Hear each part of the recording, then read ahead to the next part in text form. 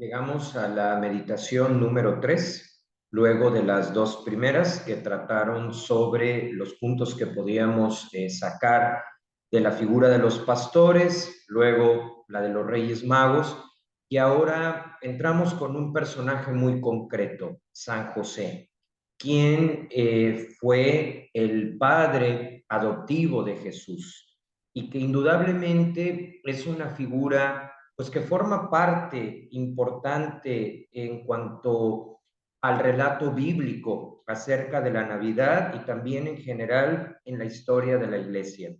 Antes de comenzar viendo el relato bíblico que respalda su figura y sobre todo de poder meditar lo que toca aprender de él, quiero empezar diciendo cómo es que yo me encontré, vamos a decirlo así, ya de forma más profunda, con este personaje, con esta figura de la Biblia.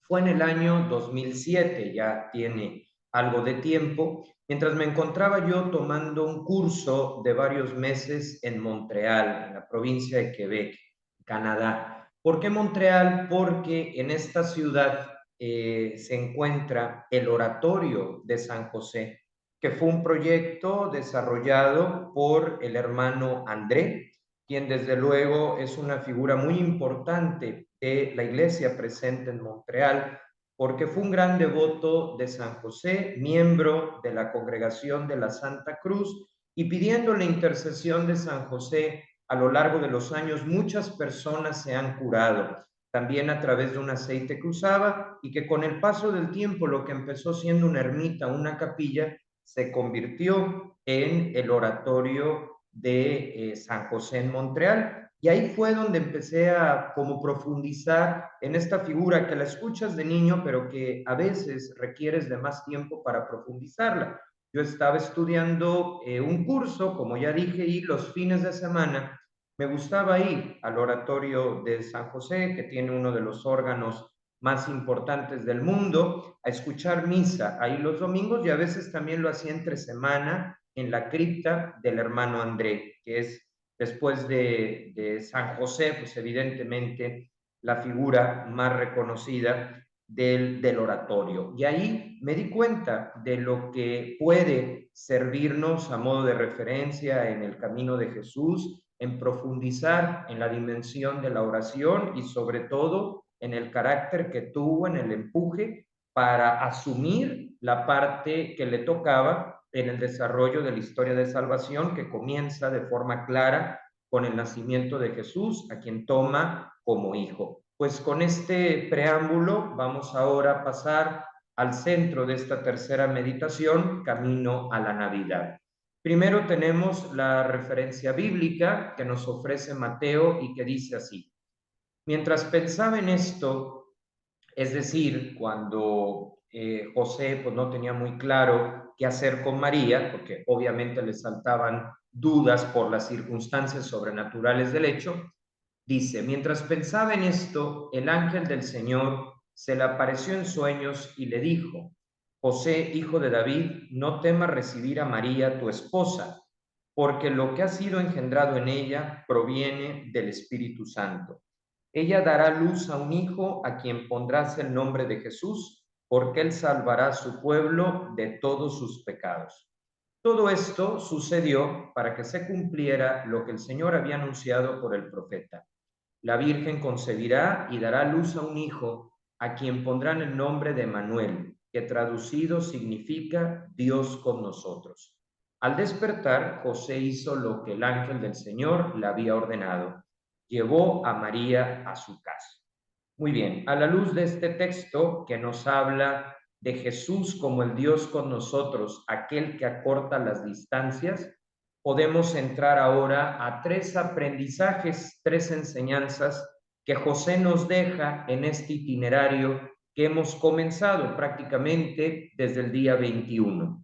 Aquí hay tres puntos que nos pueden servir para nuestra vida. Primero, José se mantiene atento a la voluntad de Dios, incluso por encima de sus propios esquemas, ideas, etc. La grandeza de José es que en medio de lo que opinaba, de lo que pensaba, que también es válido porque se trata de una persona, al igual que nosotros, tenemos nuestras opiniones, nuestros gustos, formas de ver la vida, pues en medio de todo eso, es decir, en la variedad de voces que escuchaba en su interior, en su forma de ser y de relacionarse, siempre fue capaz de reconocer, y eso es lo que nos toca también en esta Navidad, de entre todas las voces, cuál es la de Dios, cuál es la de su voluntad. Hace unos años yo me preguntaba que cuál era la ventaja, sí, puedo sonar un poco utilitario, pero bueno, así es mi forma de como de ir viviendo la fe, no utilitaria, pero sí de hacerme preguntas, y creo que sano. Yo decía, bueno, ¿y qué gano yo haciendo la voluntad de Dios? ¿O por qué tendría que hacerlo? Obviamente, aquí cualquiera me puede decir porque es lo que está escrito, pero sería una respuesta demasiado fácil, demasiado superficial. Lo que a mí verdaderamente me ha convencido de por qué como José tenemos que hacer la voluntad de Dios es lo siguiente. Nosotros tenemos el panorama, pero lo podemos alcanzar a ver hasta cierta distancia, hasta ciertos metros. Pero más allá de eso, no tenemos una idea absoluta, una idea clara de lo que haya después. En cambio, Dios, sí, y ese es el factor diferencial entre Él y nosotros, no tiene límite en su mirada, en el radio de alcance. Y por lógica, Él puede ver cosas que nosotros no vemos. Por lo tanto, al hacer su voluntad, claro que decidimos bien. ¿Por qué? Porque lógicamente, ¿a quién vamos a escuchar? ¿A nosotros mismos de mirada limitada o al que tiene el panorama completo? El último punto, el último dato. Pues por sentido común, si Él tiene esa capacidad de mirada como lo creemos, pues lo lógico es que Él nos guíe y no pretendamos nosotros guiarlo a Él.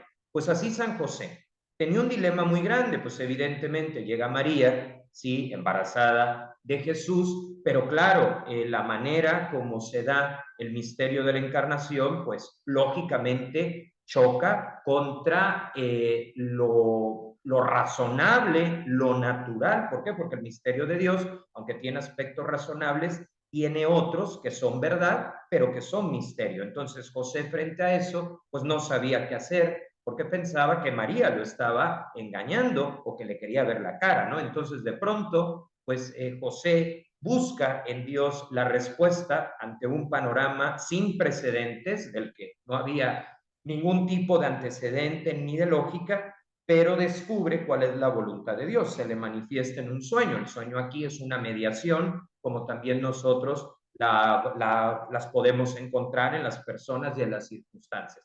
Entonces, el primer aprendizaje de José es que en medio del juicio que había hecho sobre María, un juicio comprensible pero sesgado, dice, prefiero lo que Dios, Él, que tiene el panorama completo, Él, que es digno de confianza, porque recuerdo tantas otras veces donde me ha ayudado, donde ha sido evidente, donde ha entrado en contacto conmigo, pues en medio de todo me mantengo atento a lo que Él quiere.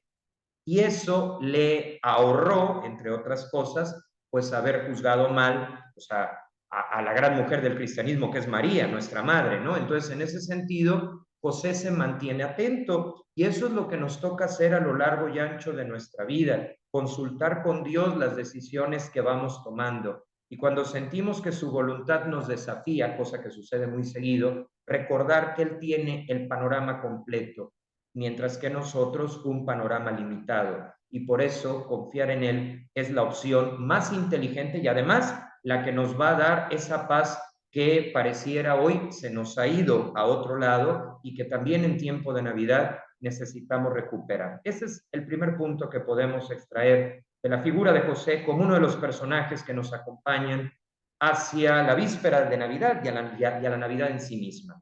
Lo segundo, la dimensión de José como formador de la dimensión humana de Jesús, a quien toma por hijo, al punto que le enseña hasta su oficio, la carpintería, para que se pueda sostener y de esa manera pues ir cubriendo los gastos, ¿no? Que como cualquier persona también tenía.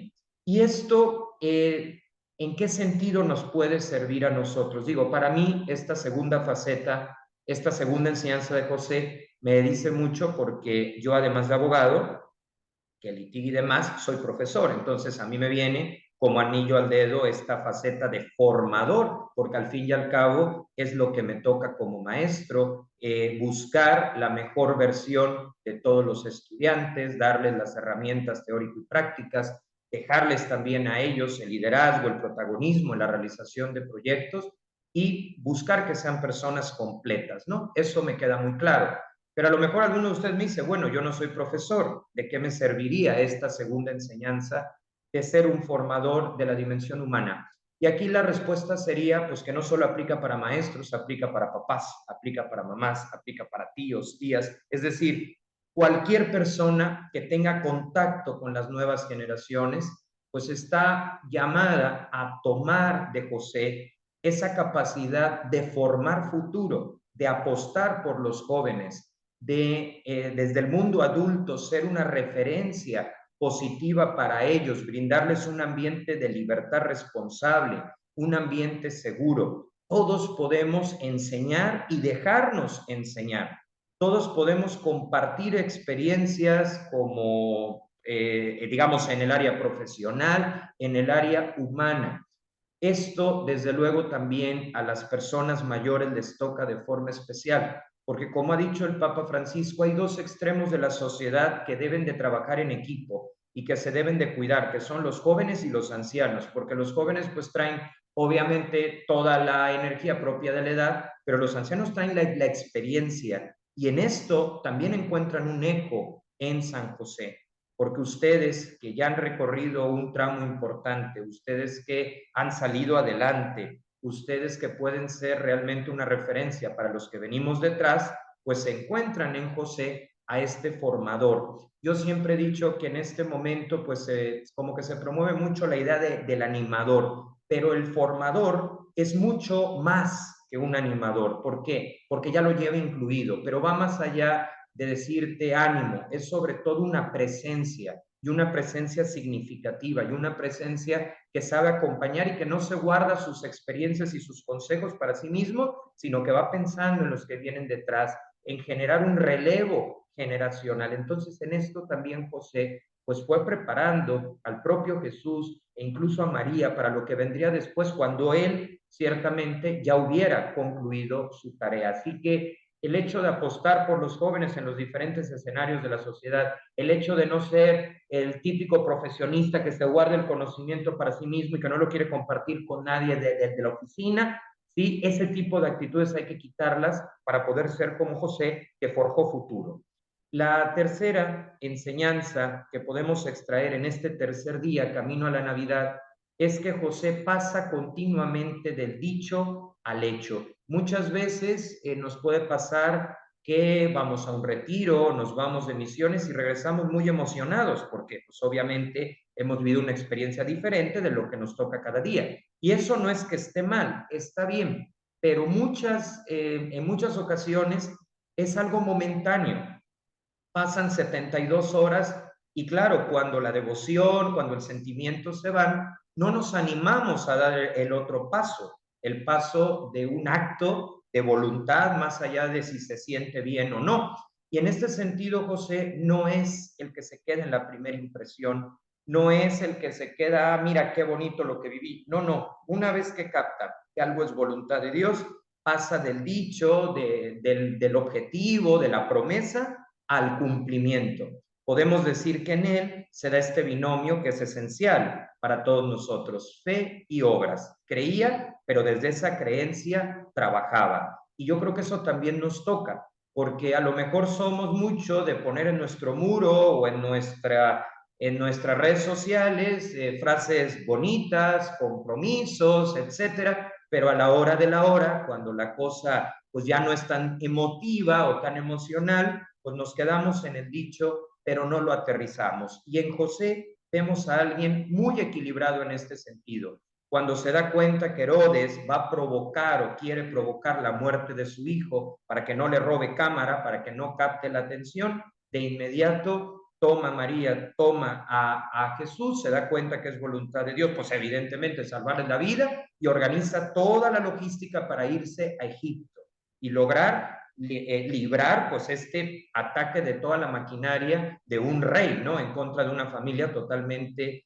sencilla, sin grandes posibilidades. Pero ¿qué hace José? No se queda contemplando la tragedia, no se queda estancado, sino que vámonos de aquí a allá, lo organiza todo y así sucesivamente.